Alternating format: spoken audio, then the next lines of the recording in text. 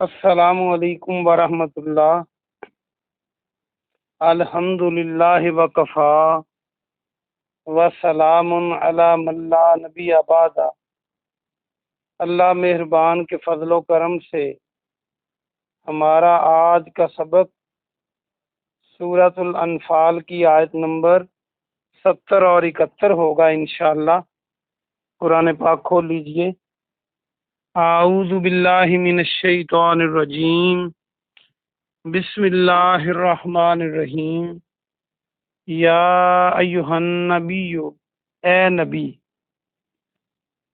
کل لمن، کل کہہ دیجئے، لمن ان سے جو،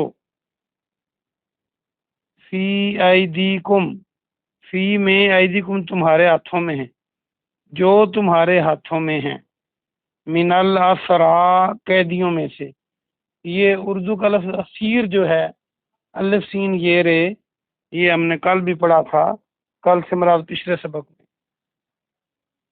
یعلمی، ان اگر، یعلم اللہ، اگر معلوم کرے گا اللہ، یعلمی کو دیکھیں تو عین لامیم اس کے اندر موجود ہے، فی قلوبکم تمہارے دلوں میں، خیرین یوتکم، خیر کوئی بھلائی، یوتکم کم کا معنی تمہیں، یوتی وہ عطا کرے گا، وہ دے دے گا تمہیں، خیرم مما، خیر زیادہ بہتر، مما اس سے جو، اوخذا لیا گیا، یہ اخذ کرنا میں نے کئی بار آپ کو پڑھایا ہے، منکم تم سے،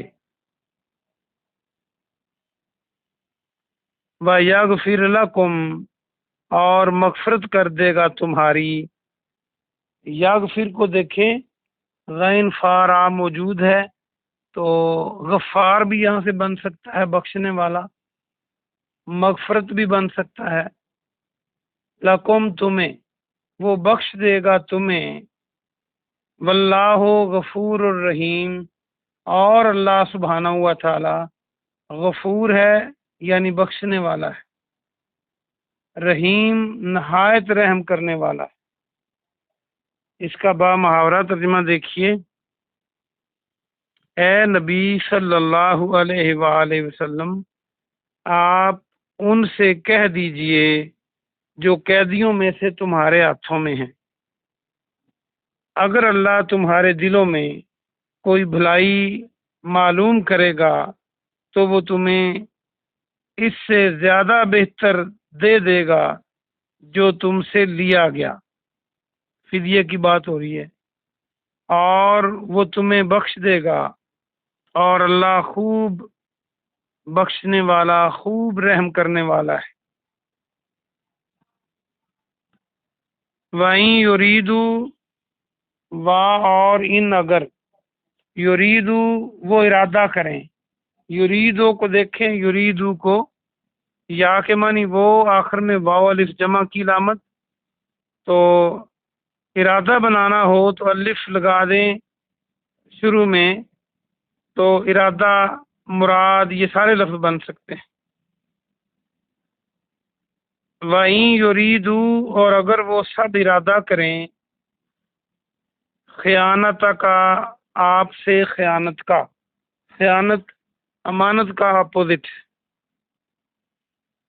فقد تو یقیناً، خانوا وہ خیانت کر چکے ہیں، خان اللہ اللہ سے، من قبل اس سے قبل، اس سے پہلے، فامکنا تو اس نے گرفتار کرا دیا، فاکمانی تو، امکنا جو ہے اس کو یاد رکھنے کے لیے اس کا روٹ ورڈ ہے میم کاف نون، تو اردو کا لفظ مکین بن سکتا ہے۔ مکین کون ہوتا ہے؟ جو مکان میں رہتا ہو، جو مکان میں رہتا ہو اس کا قبضہ ہوتا ہے، تو جو گرفتار ہوتے ہیں وہ کسی کے قبضے میں آ جاتے ہیں، یہ یاد رکھ لیں۔ فامکنا تو اس نے گرفتار کرا دیا، منہم ان کو، واللہ اور اللہ سبحانہ و تعالی علیم حکیم، خوب علم والا ہے، خوب حکمت والا ہے۔ با محاورہ ترجمہ دیکھیے، اور اگر وہ آپ صلی اللہ علیہ وآلہ وسلم سے خیانت کا ارادہ کریں تو یقیناً وہ اس سے قبل، اس سے پہلے اللہ سے خیانت کر چکے ہیں، اس نے ان کو گرفتار کرا دیا، اور اللہ خوب علم والا، حکمت والا ہے، کمال حکمت والا ہے۔ یہ با محاورہ ترجمہ تھا۔ آئیے ہم اس کی تفسیر دیکھتے ہیں۔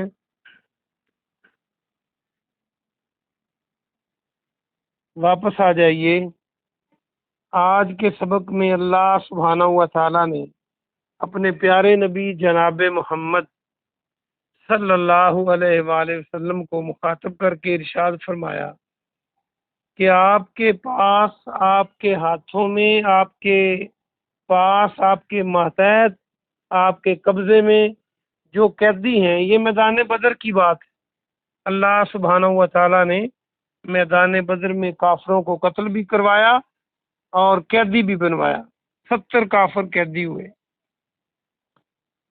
ان سے کہہ دیجئے، قیدیوں سے، کہ اگر اللہ تمہارے دلوں میں بھلائی معلوم کرے گا تو تمہیں اس سے بہتر عطا کرے گا جو تم سے لیا گیا، یعنی جو لیا گیا تھا ان سے فدیہ، یہ اس کی بات ہو رہی ہے۔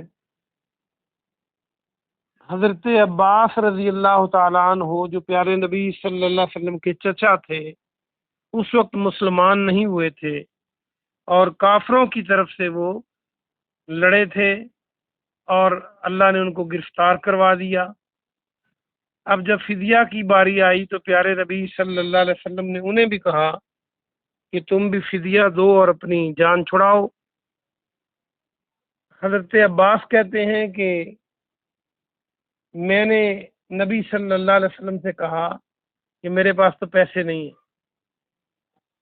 اس پر پیارے نبی صلی اللہ علیہ وسلم نے فرمایا کہ جو مکہ سے نکلتے ہوئے رقم آپ اپنی بیوی کو دے کے آئے ہیں وہ پیسے کے جائیں۔ تو عباس رضی اللہ عنہ کہتے ہیں کہ میں نے کہا کہ اللہ، آپ کو کس نے بتایا؟ یہ تو میں اور میری بیوی کے علاوہ کوئی دیکھنے والا نہیں تھا۔ تو آپ نے فرمایا مجھے میرے اللہ نے تفصیل بتا دی ہے۔ تو عباس رضی اللہ عنہ کے اسلام لانے کا سبب یہ واقعہ بھی بنا۔ وہ سمجھ گیا کہ آپ اللہ کے سچے رسول ہیں، لیکن اس وقت فدیہ دیا۔ عباس رضی اللہ عنہ کہتے ہیں کہ یہ آیت میرے بارے میں نازل ہوئی۔ پھر کیا ہوا کہ جو بھی قیدی تھے بدر والے، جنہوں نے یہ دیا تھا، جو بعد میں مسلمان ہوئے، اللہ سبحانہ و تعالیٰ نے ان کو بعد میں مال و مال کر دیا۔ یعنی دیکھیں کہ ان کے دل میں بھلائی تھی تو اللہ نے ان کو بخش بھی دیا، معاف کر دیا، پہلے گناہ معاف کر دیے، اور ان کو پھر مال بھی اس سے کہیں بڑھ کے دیا جو انہوں نے فدیے میں دیا تھا۔ اور اللہ خوب بخشنے والا، خوب مہربان ہے۔ اگلی آیت میں اللہ سبحانہ و تعالیٰ نے ان قیدیوں کے بارے میں ایک دوسرے انداز میں بات ارشاد فرمائی کہ اگر یہ خیانت کریں آپ سے، یعنی اوپر سے مسلمان ہو جائیں اور اندر سے مسلمان نہ ہوں، تو پیارے نبی آپ فکر نہ کریں، اور ان کو بھی ایک طرح کی وارننگ ہے کہ یہ خیانت اس طرح کی پہلے بھی اللہ سے کر چکے ہیں۔ وہ خیانت کیا ہے کہ اللہ تو ہر بندے کو فطرت پر پیدا کرتا ہے، اللہ نے تمام روحوں سے اپنے رب ہونے کا وعدہ لیا ہوا ہے، لیکن انہوں نے جب ان کو سمجھ اور بوجھ آئی اور اللہ کی زمین پر رہتے ہوئے اللہ کی نعمتیں کھاتے ہوئے انہوں نے اللہ کے ساتھ شرک اور کفر کیا اور اسلام کی مخالفت کی، یہ خیانت ہے اللہ کے ساتھ۔ اور پھر اللہ نے کیا کیا کہ ان کو قبضے میں کروا دیا تمہارے یعنی مسلمانوں کے، طاقت میں بھی زیادہ تھے، اسلحہ بھی زیادہ تھا، تعداد میں بھی زیادہ تھے، لیکن میدان بدر میں اللہ نے ان کو ذلیل کر دیا کہ قیدی بنوا دیا۔ اللہ خوب علم والا اور خوب حکمت والا ہے، اور ان کو وارننگ کس طرح ہے کہ اگر یہ بددیانتی کریں گے اب بھی تو پھر ان کو ایسی ذلت کا سامنا کرنا پڑے گا، کیونکہ اللہ ہر چیز پر قادر ہے اور وہ جانتا بھی ہے اور حکمت والا بھی ہے، جو وہ کرے گا درست کرے گا۔ اس لیے آپ نے فکر نہیں کرنی، اگر یہ آپ سے خیانت کی کوشش بھی کریں، اللہ پاک سے دعا ہے کہ اللہ پاک آپ کو اور مجھے قرآن حدیث سمجھنے اور اس پہ عمل کرنے کی توفیق عطا فرمائے۔ سبحان ربک رب العزت عما یصفون وسلام علی المرسلین والحمد للہ رب العالمین۔